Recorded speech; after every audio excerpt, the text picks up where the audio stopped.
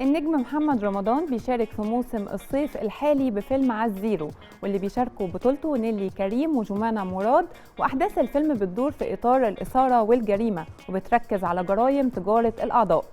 كنا مع أبطال الفيلم في العرض الخاص، واللي اتنظمت بعده ندوة مع الجمهور ضمت معظم أبطاله.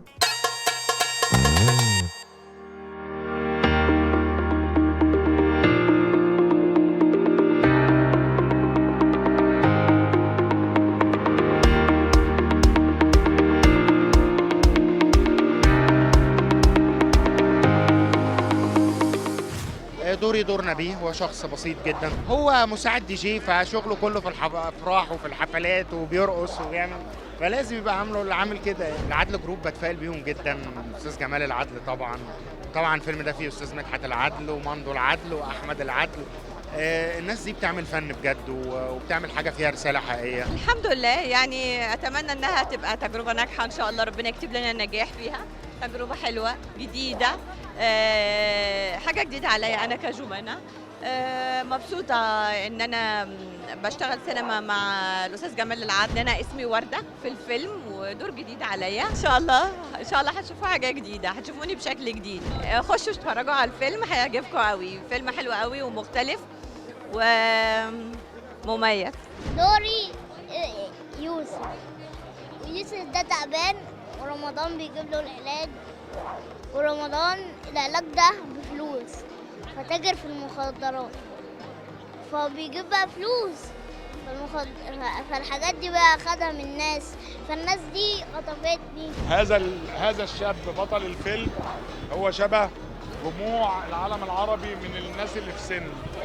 انتوا علشان تيجوا تسجلوا معايا في الحر ده وتركبوا المواصلات وتفطروا وتشوفوا هترجعوا ازاي، انتوا ابطال، صح؟ لان الحياه ما هي سهله في اي شكل من الاشكال.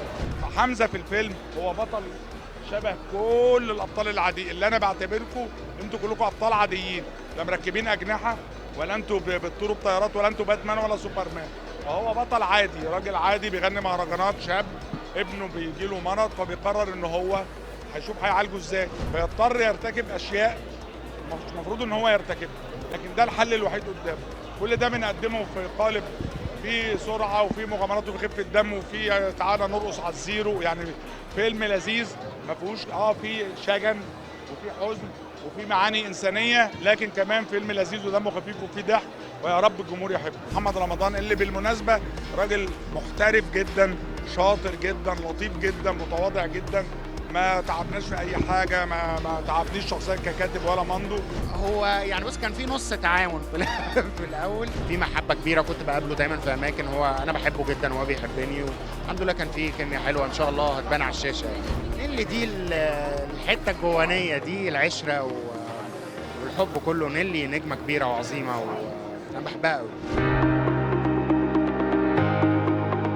بيقعد يناقش فيا كده، بيقعد فاهم اللي هو ايه،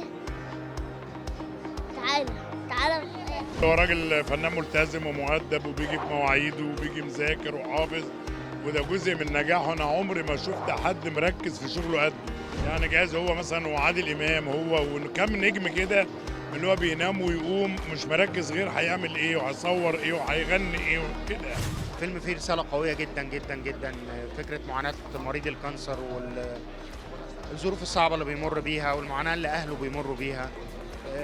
أنا بقول دايما أصعب حاجة في الدنيا إن يبقى حد عزيز عليكي وأنت مش قادرة تعملي له حاجة، أو حاسة إن أنت عاجزة أو متكتفة. يعني أنا بمر بالظروف دي دلوقتي للأسف.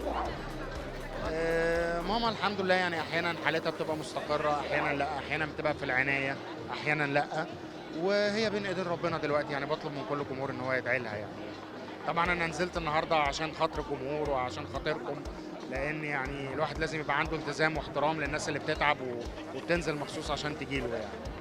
يا رب. وحضر العرض عدد كبير من الفنانين لتهنئة صناع العمل.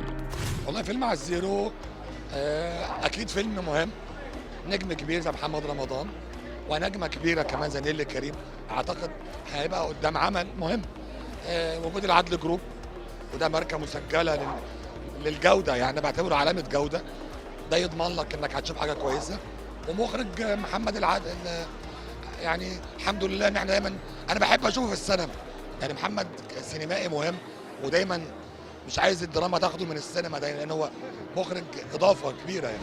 انا جاي اتفرج، انا جاي كمشاهد بيحب السينما وعارف انه هيتفرج على حاجه محترمه وتقيله، ويعني يعني طالما العدل حط ايديها في الموضوع في كل عناصر العمل، فانا عارف ان هو هيبقى فيلم محترم. لا مبروك، الف مبروك، ويعني انا مستني حاجه يعني مبهره كالعاده. انا مبسوطه قوي ان انا هنا النهارده، متحمسه جدا اتفرج على الفيلم. انا بحب الصراحه برضو موضوع الميني مي ده فانا عايزه قوي اشوف العلاقه ما بينه هو وابنه.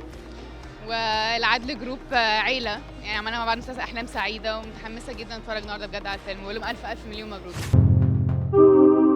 اشترك في باقات واتشت الشهرية بتبدأ من 14 جنيه و99 قرش، وباقات سنوية تبدأ من 150 جنيه.